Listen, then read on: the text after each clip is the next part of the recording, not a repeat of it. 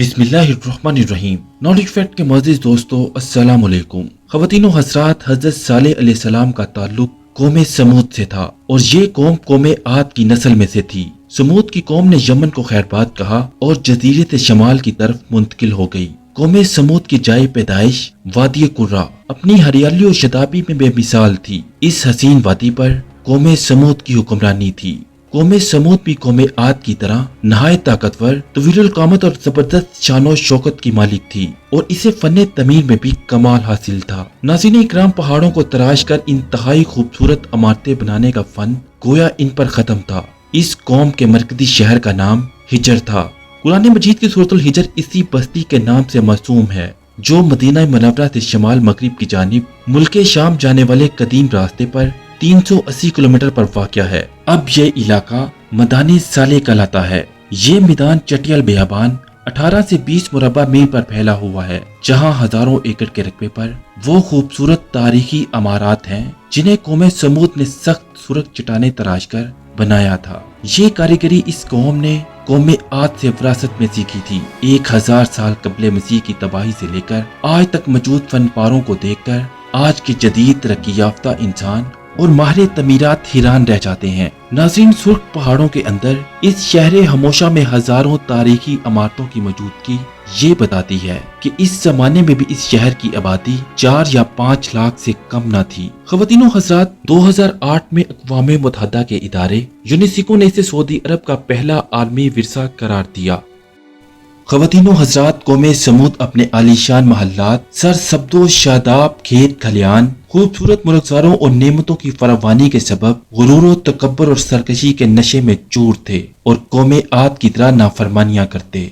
हालांकि कुछ ही अरसे पहले कौम आद पर कहरे अल्लाही के मुनाजिर उनके सामने थे। ये भी अपने हाथों से तराशे हुए पत्थर के खुदाओं की इबादत करते थे। इनके माशरे से हक व इंसाफ नापैद हो चुका था। बेहयाई, फहाशी अपनी आखिरी हदूद छू रही थी। मुकद्दस इंसानी रिश्तों का एहतराम खत्म हो चुका था। रक्सो सरूर, ऐशो इशरत और शराबो शबाब उनकी जिंदगियों के लाजमी जुज़ बन चुके थे। ऐसे में अल्लाह ताला ने उस कौम से ही एक खुदा तरस और बहुत ही नेक इंसान हजरत सालेह अलैहिस्सलाम को नबूवत के मनसब पर फायज फरमाया। कुरान मजीद में सूरतुल अहराफ में इरशाद बारी ताला है, और हमने कौम समूद की तरफ उनके 22 साले को भेजा। मजीद डिस्कस करने से पहले नए आने वाले मोअज़्ज़िज़ नाज़रीन से इल्तमास है कि इसी तरह की मजीद इस्लामी और तारीखी वीडियोस के लिए हमारे चैनल नॉलेज फैक्ट को सब्सक्राइब करें और बेल आइकन पर क्लिक करें। नाज़रीन इकराम, दीगर नबियों की तरह हजरत सालेह अलैहिस्सलाम ने भी अपनी कौम को राह रास्त पर लाने की बहुत कोशिश की। वो दिन रात उन्हें समझाते रहे कि ए मेरी कौम, तुम अल्लाह की इबादत करो, इसके सिवा तुम्हारा कोई माबूद नहीं। उसी ने तुमको पैदा किया और आबाद किया। तुम उससे मगफरत मांगो और इसके आगे तौबा करो। बेशक मेरा परवरदिगार नजदीक भी है और दुआ कबूल करने वाला भी है। इस पर कौम उनके खिलाफ हो गई और यूं गोया हुई।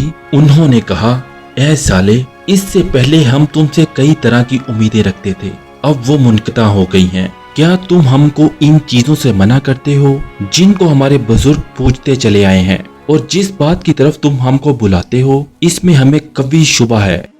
ख़वातीन व हज़रात, हज़रत सालेह अलैहिस्सलाम की मुसलसल वाज़ो नसीहत और इसके नतीजे में गरीब लोगों का ईमान लाना कौम समूद के सरदारों के लिए तशवीश का बाइस था। दरअसल गुरूर व तकब्बुर की दलदल में दंसे हुए ये लोग इस बात का तसव्वुर भी नहीं कर सकते थे कि कोई आम आदमी इस तरह महफिलों और चौक चौराहों पर खड़ा उनके आबाओ अजदाद के खदाओं की नफी करे और सिर्फ एक अनदेखे रब की इबादत की बात करे। चनाचे इस मसले का हल ढूंढने के लिए सब सरदार सर जोड़कर बैठे और फिर मुतफ़क्का तौर पर एक नतीजे पर पहुंचने के बाद उन्होंने हजरत सालेह अलैहिस्सलाम को बुलाया और कहा, ए साले, अगर तुम अल्लाह के सच्चे पैगंबर हो तो हमको कोई ऐसा मोजज़ा दिखाओ जिसे देखकर हमें तुम पर यकीन आ जाए। हजरत सालेह अलैहिस्सलाम ने फरमाया, ए मेरी कौम के लोगों, तुम क्या मोजज़ा देखना चाहते हो? इन्होंने कहा, ए साले, हम चाहते हैं कि जो बस्ती में सामने चट्टान है इसमें एक ऐसी ऊँटनी बरामद हो जो हामिला हो और बच्चा दे, सुर्ख रंग की हो। नाज़रीन, ये कहकर सरदार लोग एक तरफ बैठकर मजाक उड़ाने लगे। एक कहने लगा, ऊँटनी 10 माह की हो, हामिला हो। दूसरा कहने लगा, लाजमी तौर पर इसका रंग सुर्ख हो। तीसरा सरदार बोला, اس کی کھال پر بہت زیادہ اون ہو۔ چوتھا کہنے لگا موٹی تازی ہو، ہم نے پہلے کبھی ایسی اونٹنی نہ دیکھی ہو۔ پانچواں بولا وہ اتنی بڑی ہو کہ ایک دن میں سارے کنویں کا پانی پی جائے، مزید اس میں فلاں خوبیاں ہوں۔ حضرت صالح علیہ السلام نے ان سے فرمایا اگر میں تمہاری مطلوبہ اونٹنی پیش کر دوں تو کیا تم اللہ پر ایمان لے آؤ گے؟ انہوں نے جواب دیا ہاں، ہم تمہارے رب پر ایمان لے آئیں گے۔ ناظرین، اس کے بعد حضرت صالح علیہ السلام نے اللہ تعالیٰ کے حضور گر گرا کر دعا فرمائی اور اپنی قوم کی فرمائش پوری کرنے کی التجا کی۔ اللہ تعالیٰ نے اپنے نبی کی دعا قبول فرمائی اور پھر ایک مقررہ دن پر بستی کے سب سردار اکٹھے ہوئے۔ دیکھتے ہی دیکھتے ان کی آنکھوں کے سامنے زمین پر زلزلہ طاری ہوا اور پتھریلی چٹان پڑی اور اس میں سے ایک طویل القامت خوبصورت اونٹنی برآمد ہوئی جس میں وہ سب خوبیاں اور صفات موجود تھیں جن کی قوم سمود نے فرمائش کی تھی۔ یہ عجیب منظر دیکھ کر قوم سمود لاجواب ہو گئی۔ اس موقع پر قوم کے سرداروں میں سے ایک سردار جندہ بن عمرو بن محلات بن لبید اپنے چند ساتھیوں کے ساتھ ایمان لے آیا، لیکن اکثریت اپنی ہٹ درمی پر قائم رہی اور اسے جادو کا کمال ظاہر کرتی رہی۔ اس موقع پر حضرت صالح علیہ السلام نے اپنی قوم سے فرمایا اے میری قوم، یہ ناقۃ اللہ یعنی اللہ کی بیچی ہوئی اونٹنی ہے جو تمہارے لیے ایک معجزہ ہے۔ اب تم اسے اللہ کی زمین پر کھاتی ہوئی چھوڑ دو اور اسے کسی طرح کی تکلیف نہ دینا، ورنہ اللہ کا عذاب تمہیں فوری پکڑ لے گا۔ اونٹنی اور اس کا بچہ سارا دن نخلستان میں چرتے رہتے تھے۔ سب قبیلے والے پیٹ بھر کر اونٹنی کا دودھ پیتے، لیکن وہ کم نہ ہوتا۔ حضرت صالح علیہ السلام نے کنویں کے پانی کو تقسیم کر دیا تھا۔ ایک دن اونٹنی پانی پیتی اور ایک دن قوم سمود کے لوگ۔ جب اونٹنی پانی پینے آتی تو وہ کنویں کا سارا پانی پی جاتی۔ پھر کچھ ہی عرصے کے بعد قوم سمود کو اونٹنی کی موجودگی کھٹکنے لگی۔ انہیں اپنے ہرے بھرے کھیتوں میں آزادی سے گھومتی پھرتی اونٹنی ایک آنکھ نہ پاتی تھی، اور جب وہ یہ دیکھتے کہ اپنی باری آنے پر اونٹنی ایک ہی سانس میں پورے کنویں کا پانی پی جاتی ہے تو حیران ہو کر اسے جادو سے تشبیہ دیتے۔ آخرکار شیطان کے اکسانے پر انہوں نے اونٹنی سے جان چھڑوانے کی تدبیر سوچنی شروع کر دی، اور اس کا ایک ہی حل تھا کہ اسے ہلاک کر دیا جائے۔ مگر کیسے؟ قوم سمود کے سردار یہ کام خود اپنے ہاتھوں انجام دینے کو تیار نہ تھے، سو انہوں نے دو نہایت اونچے اور مالدار خاندان کی آزاد منش عورتوں کو راضی کیا کہ وہ قوم کے کسی نوجوان سے یہ کام کروائیں، جس پر ان عورتوں نے دو اوباش اور شراب و شباب کے رئیسہ نوجوانوں کو اونٹنی کے قتل پر آمادہ کیا، جن کے ساتھ مزید 7 اوباش نوجوان شامل ہو گئے۔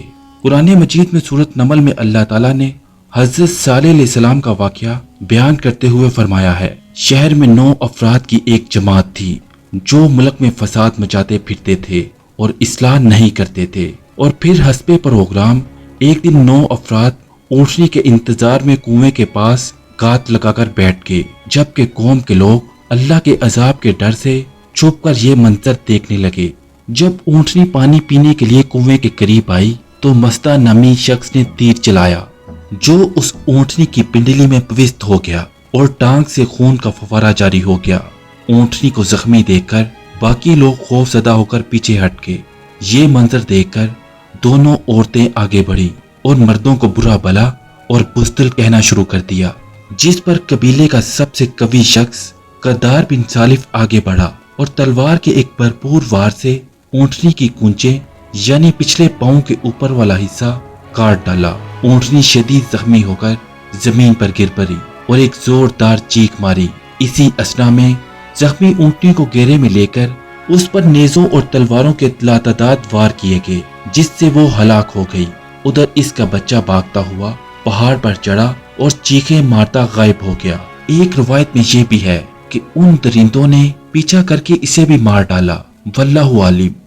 ناظرین اکرام، اونٹنی کے قتل کے بعد جب ان لوگوں نے دیکھا کہ کوئی عذاب نازل نہیں ہوا تو مارے خوشی کے دیوانے ہو گئے اور جشن مناتے ہوئے چیخ چیخ کر حضرت صالح علیہ السلام کو چیلنج کرنے لگے کہ تم جس عذاب سے ڈراتے تھے اسے لا کر دکھاؤ۔ ناقۃ اللہ اونٹنی کے قتل کی خبر سن کر حضرت صالح علیہ السلام آبدیدہ ہو گئے اور فرمایا اس بد نصیب قوم کو اب اللہ کے عذاب سے کوئی نہیں بچا سکتا۔ ادھر قوم سمود کے لوگوں کی دیدہ دلیری اور جرت میں مزید اضافہ ہو گیا۔ ان کے دل سے ڈر اور خوف نکل چکا تھا، چنانچہ انہوں نے اسی رات حضرت صالح علیہ السلام کو قتل کرنے کا پروگرام بنا لیا تاکہ اونٹنی کے ساتھ ان کا قصہ بھی ختم کر دیا جائے۔ وہ 9 افراد ایک پہاڑ کی گھاٹی پر چھپ کر بیٹھ گئے تاکہ جب حضرت صالح علیہ السلام وہاں سے گزرے تو انہیں قتل کر دیا جائے، مگر کائنات کا مالک اللہ قوم سمود کے ہر مکر و فریب اور شیطان کی چال بازیوں سے خوب واقف تھا۔ چنانچہ اللہ تعالیٰ کے حکم پر پہاڑ سے ان پر پتھر برسائے گئے جس سے ان کے سر پاش پاش ہو گئے اور وہ سب ہلاک ہو گئے۔ دوسرے دن جب لوگوں کا وہاں سے گزر ہوا تو دیکھا کہ 9 کے 9 افراد پتھروں کے نیچے مرے ہوئے پڑے تھے۔ خواتین و حضرات، حضرت صالح علیہ السلام کو اونٹنی کے قتل کا بڑا غم تھا اور اللہ تعالیٰ کے وعدے کے مطابق اب عذاب آنا ہی تھا، لہذا حضرت صالح علیہ السلام نے اپنی قوم کو آگاہ فرمایا کہ اب تمہارے پاس عیش و عشرت کے صرف 3 دن بچے ہیں، اس کے بعد ایک سخت عذاب تم پر نازل ہوگا۔ حضرت صالح علیہ السلام کی بات سن کر لوگ ہنسی مذاق اڑانے لگے اور تنزیہ استفسار کیا کہ یہ 3 دن ہم کیسے گزاریں گے۔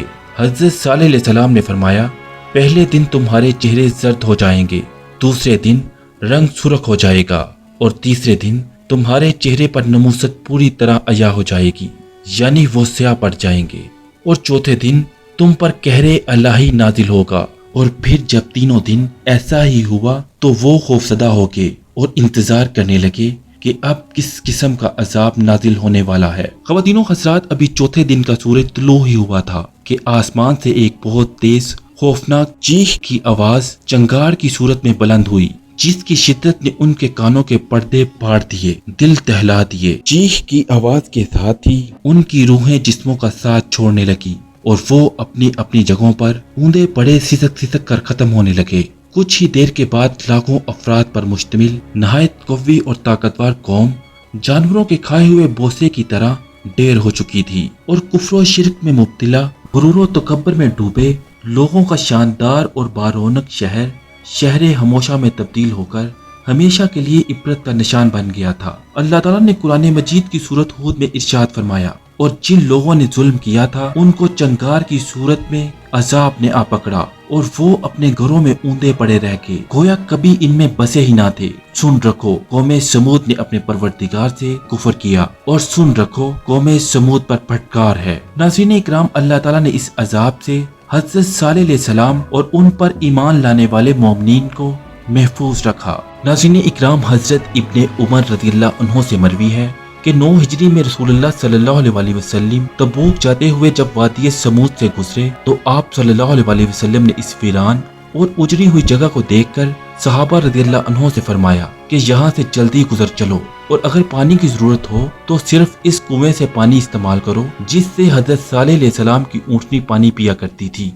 بعض صحابہ رضی اللہ عنہ نے دوسرے کنویں سے پانی لے کر آٹا گوندھ لیا تھا، آپ صلی اللہ علیہ وسلم نے اسے پھنکوا دیا۔ اس عرصے میں آپ صلی اللہ علیہ وسلم مسلسل توبہ اور استغفار کرتے رہے۔ پھر نبی کریم صلی اللہ علیہ وسلم نے اپنے صحابہ اکرام کو منع فرمایا کہ قوم سمود جو عذاب سے ہلاک ہو گئی تھی ان کے گھروں اور بستیوں میں نہ جائیں، اور فرمایا کہ مجھے خوف ہے کہ کہیں تم کو بھی وہی عذاب نہ آ پہنچے جو ان کو پہنچا تھا، لہٰذا ان کے پاس نہ جاؤ۔ ابن کثیر رضی اللہ عنہ کے مطابق حضرت صالح علیہ السلام نے طویل عمر پائی اور آپ کا انتقال 280 برس کی عمر میں ہوا۔ سمود کی ہلاکت کے بعد آپ اہل ایمان کے ساتھ شام تشریف لے گئے اور پھر فلسطین میں کچھ عرصہ قیام فرمانے کے بعد مکہ مکرمہ آ گئے اور وہیں انتقال ہوا۔ ایک رائے یہ بھی ہے کہ حضرت صالح علیہ السلام قوم پر عذاب کے بعد امان سے 200 کلومیٹر دور ناسک کے مقام پر آباد ہو گئے جہاں ان کا انتقال ہوا۔ ناسک میں ان سے منسوب ایک مزار بھی ہے جہاں زائرین کثیر تعداد میں فاتحہ کے لیے آتے ہیں۔ خواتین و حضرات، اللہ تعالیٰ سے دعا ہے کہ اللہ ہمیں غرور و تکبر اور سرکشی و نافرمانی سے بچا کر اپنی اطاعت و فرما برداری کی توفیق عطا فرمائے، اور ہمیں ایسا بنا دے کہ ہم باری تعالیٰ کو پسند آ جائیں، اور ہمیں صراط مستقیم پر چلنے کی توفیق عطا فرمائے، آمین۔ اسی دعا کے ساتھ ویڈیو کا اختتام ہوتا ہے۔ ویڈیو پسند آنے کی صورت میں ویڈیو کو لائک کریں اور ہمارے چینل نالج فیکٹ کو سبسکرائب کر کے ہماری یوٹیوب فیملی کا حصہ بن جائیں تاکہ آئندہ آنے والی نئی ویڈیوز کا نوٹیفیکیشن آپ کو بر وقت ملتا رہے۔ جزاک اللہ۔